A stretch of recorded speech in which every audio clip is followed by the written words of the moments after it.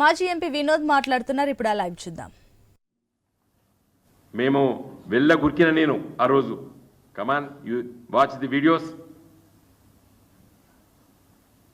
తెలంగాణ పట్ల సంపూర్ణంగా అర్థం చేసుకున్న పార్టీ ఏది ఉందంటే అది కాంగ్రెస్ పార్టీ.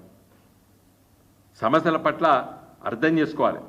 నేను అందుకే చివరిగా నా లేఖల రాసిన నేను let us work collectively towards the safeguarding Telangana's rightful share and ensure the state's progress remains our priority. మా పార్టీ ప్రయారిటీ ఏంది? Telangana progress, irrespective of our role either in the establishment or in the opposition. మా పాత్ర తెలంగాణను కాపాడుకోవాల్సిన కన్ను రెప్పలాగా కాపాడుకుంటాం తెలంగాణని. మాకు తెలియదు అంట నువ్వు సెక్షన్ 3 మీద కృష్ణా వాటర్ డిస్ప్యూట్ తెలియదు అంటారా మీరు. నేను ఇంకొకటి అన్నారు, ఏది ఆంధ్రప్రదేశ్కు ఎట్లా ఒప్పుకున్నావు, ఏది 299:512 టీఎంసీ నీళ్లను ఎట్లా ఒప్పుకున్నావు అని అంటారు. అది that was only for the first year అని కూడా చెప్పిన ఆ రోజు మినిట్స్ రాష్ట్రం మినిట్స్ చదువు. ఎందుకంటే కొత్త రాష్ట్రం ఏర్పడ్డది, నీ ప్రాజెక్టులే లేవు, తెలంగాణ కట్టలేదు.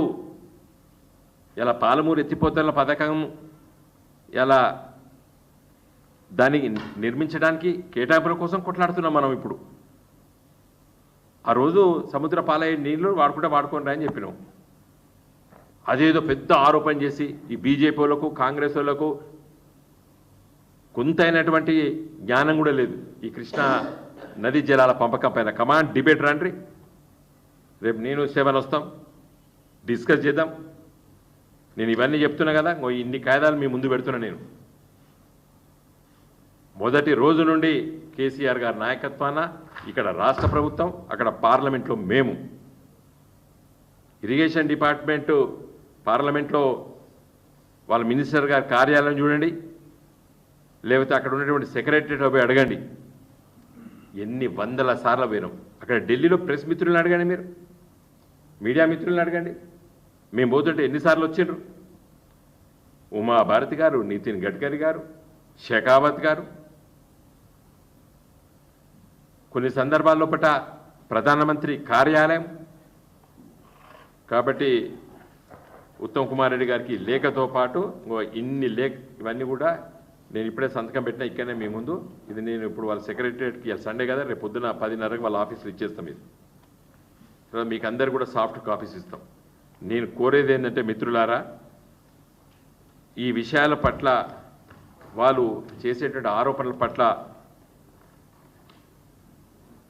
సవివరంగా మేము ఇచ్చినప్పుడు కూడా అదే స్థాయిలో మీరు దీన్ని ప్రచారం చేయాలని చెప్పి నేను కోరుతున్నాను. ఎందుకంటే ప్రజానీకం, నిన్న నేను ఎన్ఆర్ఐ మా పార్టీ సెల్ లండన్లో వాళ్ళు మాట్లాడితే వాళ్ళు అడిగిండ్రు ఇవన్నీ ఏందన్నా మరి మనం సెక్షన్ 3 కింద మీరు ఏం చేసిండ్రు, మన వాళ్ళు పెట్టలేదని. పాపం తెలుస్తలేదు.